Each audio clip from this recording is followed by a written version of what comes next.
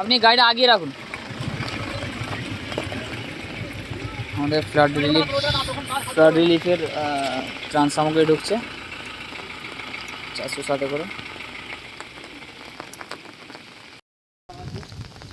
ভারী বৃষ্টিতে আমরা আটকে না থেকে এসে গেছি এখন কামদেবপুর এলাকায়।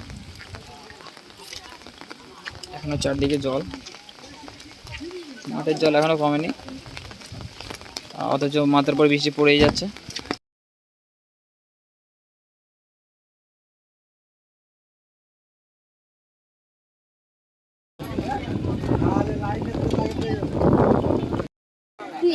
ক্লাস 2 এ পড়ো? কোন স্কুল? এনারা যে এসছে এনারা জানো কে? এরা হচ্ছে একটা সমাজসেবী। কি সবাই বড় হয়ে বলে কি হবে, ডাক্তার হবে, মাস্টার হবে, তো তুমি বলবে আজ থেকে আমি সমাজসেবী হব। হ্যাঁ, কারণ সমাজসেবীতে তুমি পয়সা কামাও আর না কামাও, মানুষের ভালোবাসা কামাবে, মানুষের আশীর্বাদ। সরে আসে দিকে, সরে আসতে সাইল আছে, ঠিক আছে?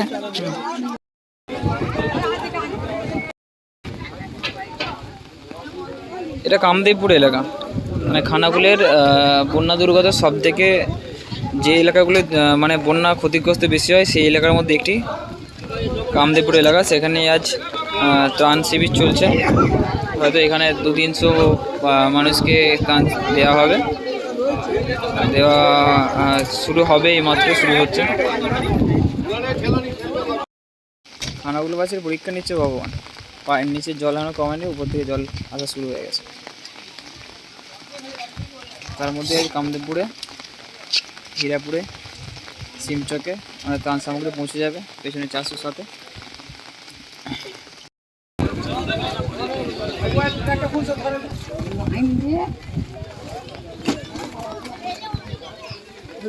আমাদের এখানে কতটা জল ছিল? অনেক জল। কতটা এখানে রাস্তায়? তাও এতটা হাইটে। এনার যে এখানে 1.5 মানুষ, এখানে 1.5 মানুষ জল। এনার যে আপনার কাছে এসছে, আপনারা খুশি তো? বা আমরা যে এসছি খুবই খুশি। কোনো থেকে আসছে না, এই যে এসছে, এই আপনাদের এসছে আর মেহবুল্লাহ ভাইজান এসেছিল।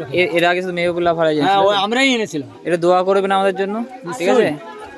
কারণ দোয়াটাই সব। এখানে ভালোবাসা খাতিরই আমরা এসেছি। চাচি, তোমার বাড়ি কোথায় মা? এখানেই বাড়ি? এইখানে কতটা পানি ছিল? হ্যাঁ, অনেক। আমরা যে এসেছি আপনাদের ভালো লাগছে তো? দোয়া করবেন। দোয়াটাই সব, আমরা ভালোবাসা খাতিরে এসছি অদূর থেকে, যে ওনারা কলকাতা থেকে এসছে, আমার বাড়ি খানাকুলে, এটা দোয়া করবেন। হ্যাঁ হ্যাঁ,